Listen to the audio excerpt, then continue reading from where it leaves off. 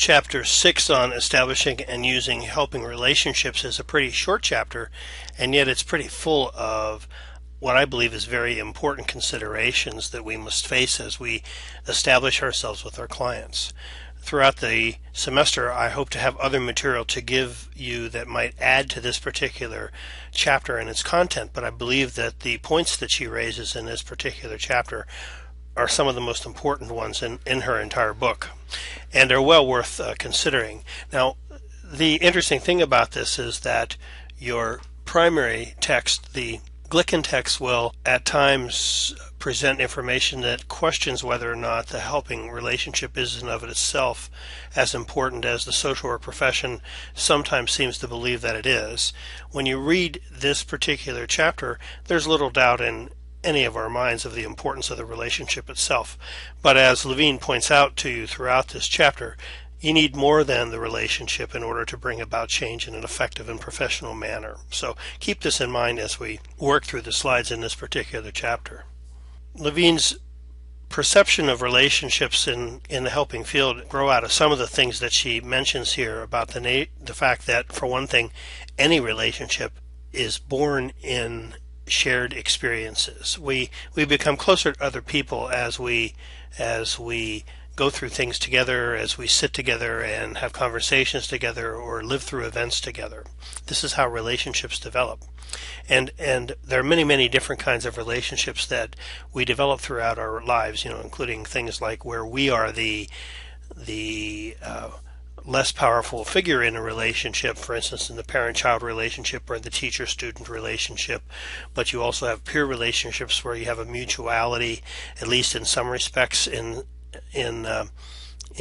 power in that relationship, and you kind of share more or less a mutual understanding on an equal level.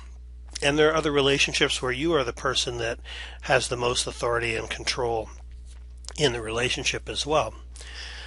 In this particular chapter, we look at the helping relationship, and while it differs from other relationships in many ways, it also shares a lot of the characteristics of those other relationships in our lives. But it's important that we be able to distinguish between the differences in between the helping relationship and other relationships as well, because it's really the key to helping us understand how this is different from a friendship, let's say. So helping relationships, as she points out here, are not personal relationships, so to speak. We don't react to our clients in the way we might react to our friends or our neighbors or our parents or our children. We react in a more measured way, hopefully, but still an honest way. And these are not friendships in and of itself, although she points out throughout the chapter that elements of friendship and friendships itself might grow out of the working relationship. But when that happens, it really demands that the worker exercise discipline in the nature of that, or the context of that relationship, so that the friendship doesn't become the dominant thing. This is a helping relationship, and it's a purposeful relationship that has a time limit, and this needs to be kept in mind as the relationship develops. But at the same time, as she points out, the best relationships aren't formal and constrained, but rather they're characterized as being warm and safe, sometimes not comfortable. Safety and comfort are two different things, because honesty is a part of this relationship, and honesty is, as she points out later in the chapter, something that we often don't always get in our relationships. In fact, very few of us really get real honesty in our relationships. And so in an honest helping relationship, sometimes it isn't always comfortable for both individuals, for that matter. But these good helping relationships are formed through the worker's conscious use of self and of the techniques that the worker has in his or her repertoire to develop a goal-directed connection with the client. And again, this goal direction is another difference, another quality that is different from a friendship, because there's a purpose to this relationship. There is something you're working towards. So helping relationships have certain characteristics that distinguish them from other relationships, as this implies, and the next several slides are going to look at some of those qualities of the helping relationship. The first quality that is mentioned is accepting. The basis of any helping relationship, or really any relationship in general, it is a positive relationship, but in this helping relationship, acceptance of the individual's right to exist, acceptance of the individual's importance and recognition of the individual's value as a human being are key, critical, basic elements in this helping relationship. We have to recognize the uniqueness of individuals as people, and we also have to recognize that those individuals have the right to be involved in decisions that affect them. So that is a part of the mutual nature of this helping relationship. You may be in an authoritative position and be able to call the shots, so to speak, in the relationship if you wish to do that, and yet the best helping relationships are ones where the client is engaged in identifying the goals and where and how they're going to get there, rather than having those things being dictated. And so the more you engage the client in decisions and recognize their right to be participants in this process, the more helpful this relationship will be to your client. And it's also important to recognize that the worker's expectations of the client's potential is something that's very important, because it affects our attitude and our behavior towards the client, and the client picks up on that, and so it really has a bearing on how the client contributes, and it really makes a big difference in how the work proceeds. Another characteristic in helping relationship is that it's dynamic. That is that it demands both or all of the significant individuals to participate actively in the process. This is not a one-sided reaching out effort where the worker puts in all the time and all the effort, and the client passively sits and accepts it. Now, if you imagine this, then this does imply that to a certain extent we're dependent upon the client. If this is going to be a truly successful relationship, we need the client engaged as well. And so there is a sort of an interdependence in the relationship that really relies on the worker's value of the client's worth. And this is something that can be very challenging to workers, the interdependent nature, because we may have a sense that we have sort of the key for the client about how change should occur or what is better for the client, those kinds of things. And yet if the client's not engaged in this process and recognizing or in choosing, because they may have an entirely different idea of what's right or what's best, but in any event, if the client's not participating in this process, it becomes very difficult, if not really impossible, to really provide the kind of help that we want to give them. And so we really do depend on their engagement as well. And that isn't something that we can just sit back on our laurels and say, well, it's up to the client then to join in. We have to use our skills to engage a client who might be reluctant and involuntary. My guess is that in the course of your work in social work, probably all of you will spend the bulk of your time working with involuntary clients. We do get this kind of idea of having people come to us recognizing that we're good people and that we have skills and knowledge and expertise that they really want to get a piece of, and they work very willingly with us, and they leave us, I know I'm overstating this, but that they leave us gracious and happy and in gratitude for all that we've done and how we've changed their lives. Now, I know I'm overstating that, but there is that sort of that image in the back of our mind, so to speak, that altruism, that people recognize, that we want to help and therefore want that help. And so that's really not what happens. And a lot of times you're going to be called upon to find or to bring clients in basically to the process and to convince them in one way or another that it's to their benefit to participate with us, and that you can be trusted, and that there's a point to engaging in this relationship that will be useful, et cetera, et cetera, et cetera. And the interesting thing is, in the process of for instance, creating an independent client who is functioning and doing very well and no longer needs our intervention, that's really the goal of our interventions almost always. During the process of getting there, sometimes we have to kind of foster that client's dependence. That is, get them to see that we have things that they would like us to offer to them, and perhaps develop a temporary dependence upon us so that they can begin to see us differently. But then we have to be very careful to begin to work towards developing independence, so to speak, with the client as time goes on. But that's really for other chapters. Another quality or characteristic of the helping relationship is that it isn't intellectual. so much as it is emotional. And this is another thing that for many individuals entering the field can feel a little threatening. There's a give and a take in this relationship that really facilitates, decisions being made on a mutual basis. It isn't a kind of thing, again, where, I as the worker select what's right and convince the client to participate, and that the client, logically reaches the conclusion that I am correct and logically works with me to develop, steps towards those kinds of things. I mean, that to a certain extent, some of that happens, but really the key in the relationship, according to Levine, and I believe to many people who look at the helping relationship, are the emotional aspects of that relationship, that ability to connect with the other person, and that you get through the exercise of empathy and understanding and taking the time to really get to know the client and demonstrating appreciation for that person's worth and dignity as they are. So, part of this, as this points out, is nonverbal communication, of course, is very important no matter what you say to the client. If your body language and if your tone of voice and if your general approach doesn't confirm your words, that's not going to get through. So nonverbal communication is something that's very, very important element in this process. But remember, the emotional aspect, the affective part of this interaction is something that's very key and is really the heart of the relationship. And isn't that the case in most relationships? Again, this is different from a friendship. This is different from a love affair when we talk about emotions, and yet emotions are still a key element in the helping relationship as well. The helping relationship is purposeful, time-limited, and unequal. Now, this is one of the big things that distinguishes it, I think, from more personal relationships. So, in a sense, our role demands that we teach clients how to use the help that we have to offer, but also use their own strengths and where to turn in the future when other needs present themselves, so that they don't really need to continue to depend upon us.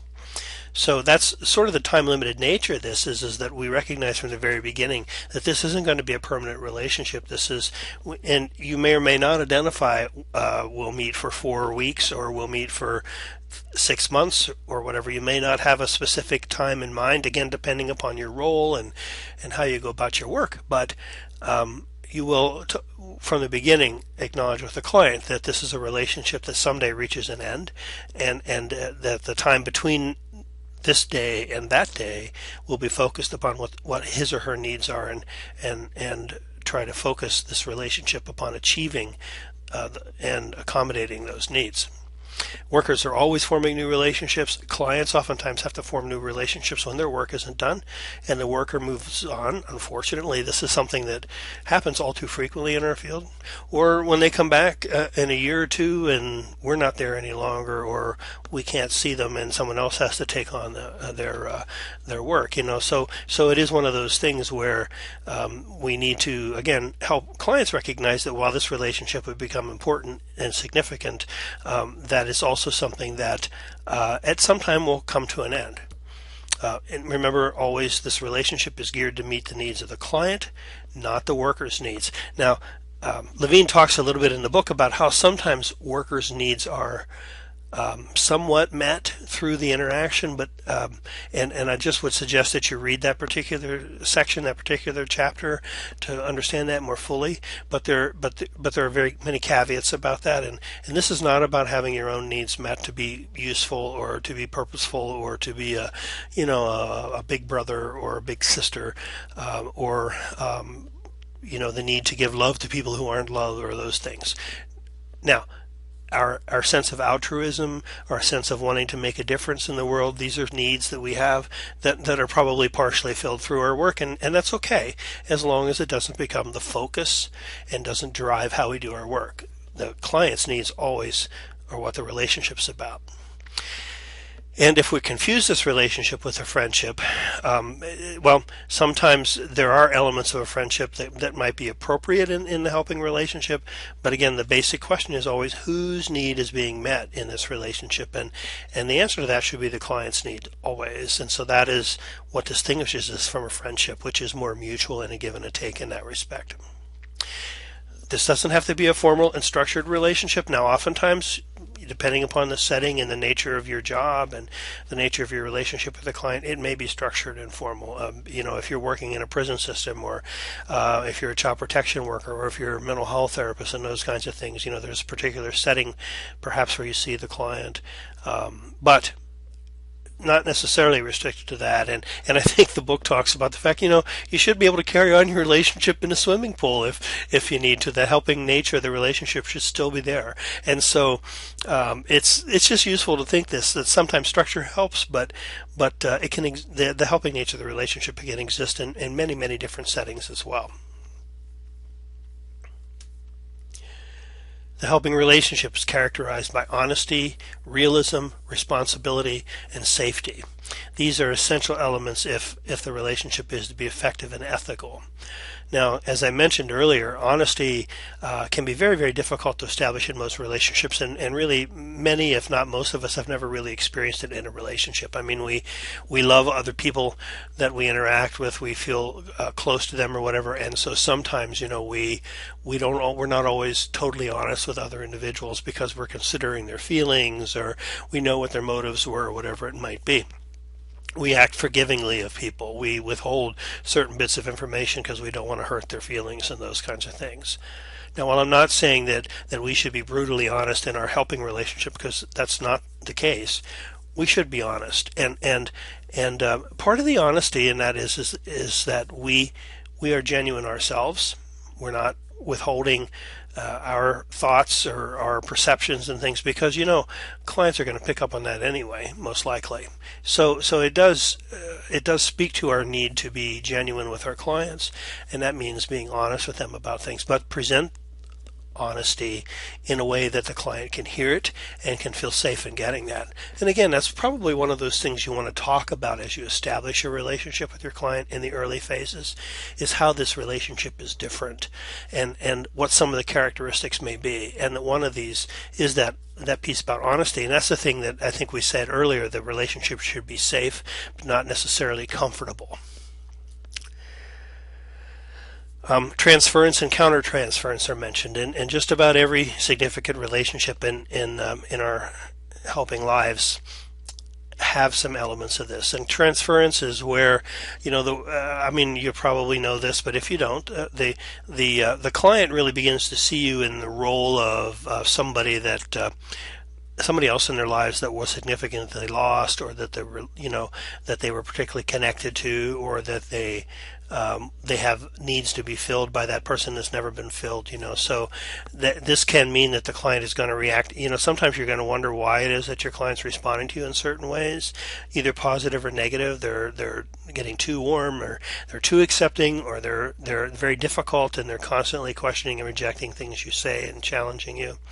It may very well be that there are elements of transference going on, and that's something maybe worth exploring with your client, who you seem to be the most like in their lives, and try to determine if in their minds somehow they're putting you in that person's role instead. Likewise, countertransference, the same thing can happen with workers. And again, that's a part of those things where we're getting our needs filled some in these relationships, and so if you find yourself particularly, you just find a stronger sense of connection to clients or something like this. There may be some good logical reasons for this, but always be on guard that you're not out there looking for the, when you're having difficulty with your teenage daughter, for instance, that you're not overwhelmed with an adolescent female client who accepts your guidance graciously and tries things out and appreciates what you're doing for her, those kinds of things, because they're two different things, and it's easy enough to get them mixed up. And so this is where supervision comes in, and it's not something that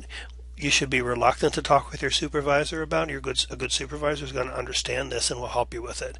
But it's something that it's important to be conscious of and to be aware of, and recognize it when it occurs, because it can really get your helping relationship off in all sorts of twists and turns. One of the things about countertransference too that can happen is that we begin to sort of transfer our own personal value system onto the relationship. We begin to, in our own sense, judge our clients based upon what we think they should be doing. And in some subtle ways, sometimes not subtle ways, we begin to insist upon that or demand that, or maybe even withhold our approval because the client isn't doing what we think the client ought to be doing. And again, this is a key element in a helping relationship. This is not a friendship, and you don't accept or reject clients because of the decisions those clients make, like you might a friend.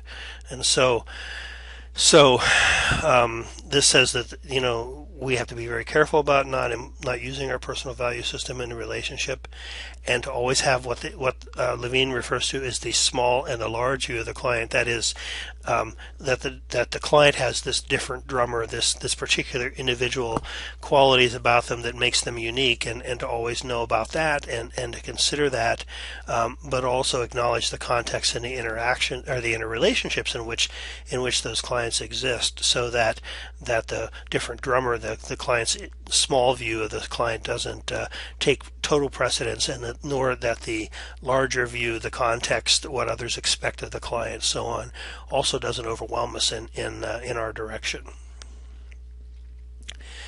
The relationship is authoritative. Now, this is different from authoritarian, where you have a dictator. An authoritative relationship is somebody who is in a position of some authority, but who uses that authority benevolently and does it usually in concert with the other person. So it isn't a matter of dictating; it's a matter of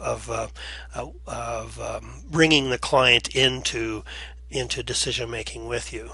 And this is something sometimes that is difficult for workers to accept, this need to that we have authority in a relationship, because when we talk about this being more of a mutual relationship where the client has to join in, nonetheless, that expert part that you have to offer is the thing that gives you authority. It doesn't mean that you have to violate the client's rights or freedoms in exercising that. And they talk about two different types of authorities that are appropriate in helping relationship, and this is the authority of knowledge, that we have information, that we have an understanding, that we have training, technique, whatever it might be, that says that we have things to give to those clients and that those clients can accept from us that will help them. Also, the authority of social sanction, and that is sometimes in our roles like as child protection workers or mental health workers or corrections officers and those kinds of things. We have the society has given us sanction to use authority in case managing at times when we need to do that. So. And she points out in here, I think this is well worth being on the slide, that usually the biggest problem anybody has with authority, with the client or the worker using authority, is when the worker makes it a problem. So in a way, I guess clients kind of expect that from us.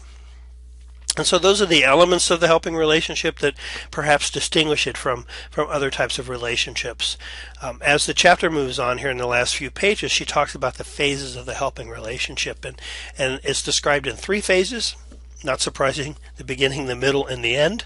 But each stage in this process, has particular qualities or characteristics, things that ought to be occurring. Now, when depending upon your work setting, again, a mental health center, I'm just using cases from my own experience, to a child protection office, to a residential treatment center, with in a public welfare setting, the nature of your helping relationship, the things you do with clients, and how much some of these elements get engaged in that relationship can differ from setting to setting. Some settings, like in eligibility and those kinds of things, you're more removed from the client, and you really do have more of an authority role, and sometimes the notion of really establishing and working together is something that is restricted by the definitions of your roles. But other settings, such as mental health therapy and case management and child protection, those kinds of things afford you a lot of opportunity to get to know your clients very well and very deeply and very helpfully as well. And so what I'm trying to say is that these 3 phases really are in all these different kinds of relationships, but they're going to look different depending upon your setting. But you can find elements of this in your work. So phase 1, the beginning is kind of uncertainty and exploration on both of your parts. You're sizing each other up. You're being tested out. You may be testing your client out a little bit, and this is something that you ought to be talking with your client about. That this is a period of time when we're going to get to know each other and kind of figure out what each of us are like and what we can expect from each other. But the outcome, and this is something that you want to point out to your client, is that in the end there ought to be an agreement that includes how your relationship is to be defined. That is also, of course, identifying what it is you're working on, what the goal is, what your client's need is, and the type of relationship that's needed. And I'll just leave it at that. And that's sort of a big, broad kind of definition of things that, again, from work setting to work setting might look a little different. But in terms of how you define the relationship and what the client's needs are, et cetera, et cetera. But understanding that these are sort of the goals of the beginning phase. This is sort of like where you're establishing your case plan, so to speak. This is a dynamic process, and so these definitions change as time goes on as well. And you might go back and change some of these objectives or these ideas. The middle phase is the working period of the relationship. This is really where the work of the relationship goes on, and feelings and attitudes are exchanged. Now, these things should be meeting the needs of the client primarily. That's what they're there for, and the exchange of feelings and attitudes should provide a channel through which the work can take place. Changes should be taking place in the balance between feelings and attitudes between the worker and the client as well, and in the reality situations in which they're dealing. In other words, the relationship is going to evolve as time goes on. Perhaps trust will become stronger. Perhaps trust will be tested at different times and need to be reestablished, whatever that might be. What the particular areas that you're working in, what particular insights you're helping the client towards, or what particular goals you're trying to achieve as steps along the way will change and will evolve as this middle phase goes along. The phase should be accepted by, or rather characterized by, acceptance and honesty. You should always keep the goal in mind, and things should keep moving and changing. That is, the dynamic nature of this relationship should keep things always moving forward. Finally, the last phase, the termination phase, there's a little more information given to this because it is a pretty significant phase. But this, we know is going to happen because of the time-limited nature of the working relationship. And this is something that really should have been anticipated from the first day. As I mentioned, we talk with our clients about the fact that the time will come when this relationship will come to an end. And any meaningful relationship has the ending of that relationship has emotional significance for its participants, and that includes you, the worker, as well. And so even though we know that there's time limitations that this is coming, still sometimes it can be a difficult process, and so the worker should be ready to deal with this and talk about this as time's approaching. In the end, Levine believes that the client should be able to see that the helping relationship has been a constructive part of his or her life experiences. And the constructive part suggests that this is a sort of a phase or a process where I'm going to move on now. And also that the client might learn from the ending of this relationship how to deal with terminations in future years. Many of our clients have experienced horrific terminations in relationships. They have been ripped apart from each other. They've seen divorces. They've seen abuse. They've moved from home to home, perhaps, etc., etc. And so to have a positive relationship actually reach a positive end where both persons see the need for it to end and can say goodbye in a healthy fashion is something that can be tremendously therapeutic for the client, tremendously. How deep your personal investment is and the client's personal investment is in the relationship is probably the most important factor in determining the degree of pain and anxiety that will come with termination. We all have a need for relationships in which we are known as we are. That is, we've been honest and open with the other person. That's really the definition of intimacy, right? And that we have accepted for ourselves that in that other person knowing who we are, we're accepted as we are. So this is what happens hopefully in a helping relationship, and so it's particularly difficult for the client to terminate a relationship like this, as rare as that kind of relationship can be. So the worker should really work hard to be sure that it's constructive, the termination, and that, well, they have three things here that they identify as needing to be accomplished in a termination process, and that is make sure if there's any unfinished business that it's dealt with, that we talk about our feelings with our clients, and the client's given the opportunity to discuss feelings about termination, and we look to the future and help the client find direction for the future. And so in closing this chapter about the nature of the helping relationship, just a few thoughts that I think are worth emphasizing here. And that is that the justification for the helping relationship is always service to the client. That is the primary purpose of the helping relationship, service to the client. While the relationship itself is an important part of providing service, it is but one aspect of that service and of the totality of the helping process. The relationship isn't the end all and be all, but it is an important part of that process. And sometimes it's not hard for people who are warm and outgoing and friendly to establish relationships, especially when there are people around you who are needy and who are seeking relationships. But the relationship in and of itself is not enough in this context. The worker must be able to use the relationship with the client professionally and effectively and provide the needed services through its use, using the kind of techniques and knowledge and skills that the worker has developed through his or her education and supervision and work experience over the years. So that's that, and I think this is a good chapter. I really like the kinds of things that Levine covers in this unit, and it's well worth considering. As I mentioned, there are going to be one or two other things I'm going to provide to you before the semester's over, with some thoughts along this line also. So this won't be the last you hear of this, but I do think this is something that's really worthy of consideration and some deep thought. So with that, let me know if there's any questions or comments through whatever means you want to contact me, and otherwise I will talk with you again next week.